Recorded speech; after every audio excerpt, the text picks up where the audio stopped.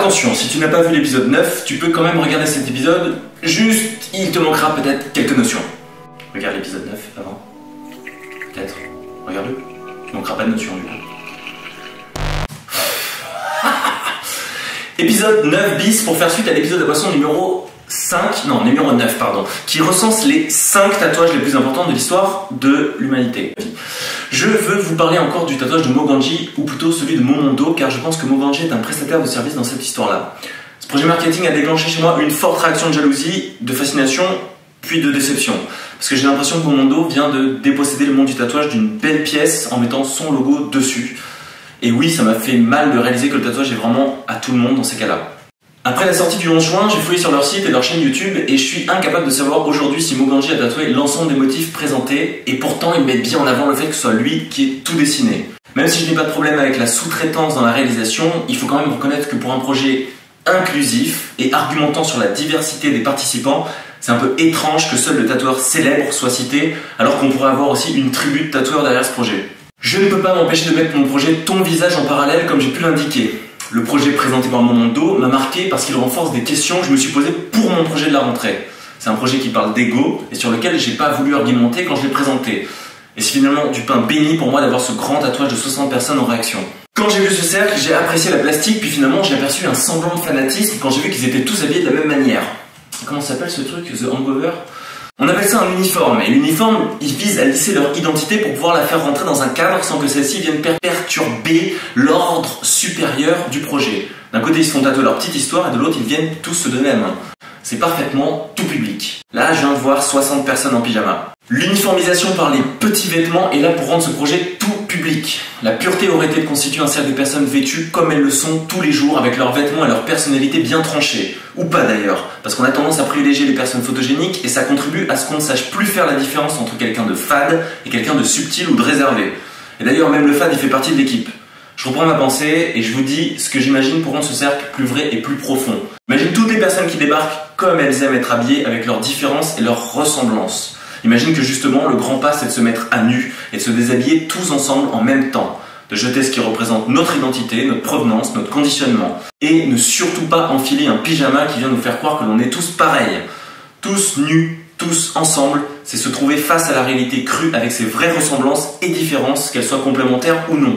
Parce que d'un côté, il faut du courage et de la force pour se mettre nu face à des inconnus, et de l'autre, on aura une vraie sensibilité, une vraie fragilité et non une sensation de pyjama party. Si ce cercle est là pour parler de tolérance et d'ouverture d'esprit, pourquoi avoir entretenu le tabou du sexe ? Je pense qu'aujourd'hui, ils doivent faire un effort et reconsidérer leurs vêtements pour pouvoir constituer ce grand cercle honnêtement. Mais dans ce cas-là, on rentrerait dans de l'art avec un grand A qui se fout de savoir s'il va être censuré. Mais la censure ne permettrait pas à cette entreprise d'utiliser ces images sur leur site marchand. Du moins pas en tout public. Oui, je pense que la réussite de ce projet a été d'un côté réalisée grâce aux moyens de cette boîte, mais que par la même occasion, la vraie poésie a été courbée pour rentrer dans les clous et ne surtout pas offenser le visionneur moyen qui va regarder ça de très loin. Cette vidéo est montée pour stimuler vos émotions en écartant votre réflexion plus profonde sur ce qui est réellement en train de se passer. On vous vend un produit. Ce tatouage n'est pas l'objet de sa propre réflexion, ce tatouage est la charte graphique d'une entreprise. C'est du tatouage bobo naïf qu'on pourrait retrouver dans le même supermarché bio où on met du plastique autour des bananes. J'ai vu ce projet comme une mise en garde. Vous l'avez compris, j'ai trouvé le projet Momondo très bien fait, mais trop bien fait et sans prise de risque. Et à l'heure du tatouage mainstream, je trouve que l'engagement des uns envers les autres est trop maigre quand on voit que finalement chaque personne ne fait qu'exprimer sa vision sur soi-même plutôt que d'assumer la vision de quelqu'un d'autre. Je dis pas que c'est pas bien, je dis simplement que sur un projet millimétré avec les moyens qu'il semble y avoir, je pense qu'il pouvait aller plus loin dès le début. De plus, je le répète, le cercle pouvait être plus grand si effectivement on se soucie de la mixité des participants en ne s'en souciant pas.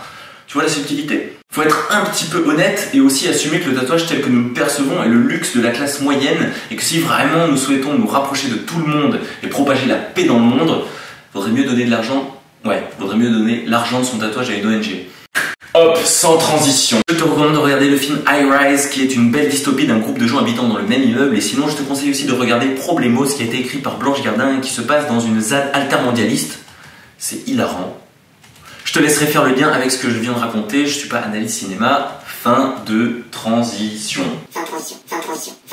C'est fini la transition. Si tu me suis depuis peu de temps, tu ne peux pas faire le lien. Mais sache que le projet que je vante en parallèle, et donc le projet Ton Visage, est un projet qui reprend l'essence de mon concept book unique, qui est précisément le premier sujet des vidéos à boisson. un cercle.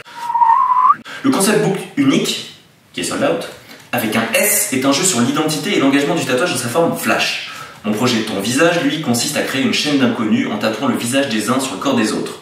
Je n'ai pas envie que l'on se tienne par la main et de faire une campagne pour Benetton, je veux créer une boucle qui se joue du paraître, qui soit symboliquement physique. Et ça, en passant par le visage et donc l'image de l'identité.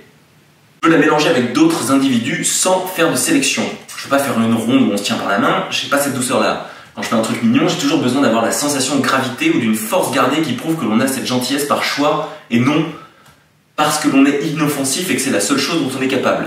Pour moi, cette force, elle passe par l'engagement, par le truc culotté qui fait que tu vas devoir assumer un truc qui peut te dépasser. C'est une expérience qui perturbe et qui fait évoluer. C'est une expérience qui permet d'aller au-delà de ce que tu connais déjà si tu ne fais pas que de parler que de toi. Je sais pas si j'ai bien articulé ma phrase, mais c'est ce que j'ai dit. C'est sûr, on peut tomber sur une mauvaise personne dans ce projet. Mais à part si tu tombes sur la tête d'un pédophile qui se fait arrêter une semaine après le tatouage, tu risques quoi de négatif en faisant un pas vers l'inconnu qui a aussi envie de faire ce même pas? Puisqu'on me l'a demandé, je pense que ça peut être utile de vous montrer à quoi peut ressembler un portrait comme je l'imagine. Je n'ai pas cherché à idéaliser ce cercle quand j'ai imaginé ce concept, j'ai pris le risque que des personnes imbues de leur personne veuillent participer pour avoir leur portrait tatoué sur quelqu'un d'autre. Mais la réalité a été plus surprenante. Car à titre d'exemple, les 3 personnes qui ont réservé leur place jusqu'ici sont des personnes avec qui j'ai déjà partagé des séances de tatouage et elles sont tout sauf imbues de leur personne. Elles ont voulu participer pour recevoir et participer à une idée originale qui questionne l'ego plus qu'elle ne le flatte. Et quand je vois le cercle de Moganji et quand je vois les premières personnes qui m'ont contacté pour mon projet, je me dis que je veux le rendre plus accessible. Pour participer au projet Ton Visage, j'avais prévu de faire payer une somme symbolique pour chaque place. Mais finalement, je me rends compte que c'est encore plus symbolique pour moi d'offrir chaque place et de le rendre plus accessible pour que le plus gros frein à ce projet soit seulement l'ego. Donc rendez-vous en septembre 2019 à la convention de Clermont-Ferrand pour voir quelle compagnie aérienne aura financé mon projet.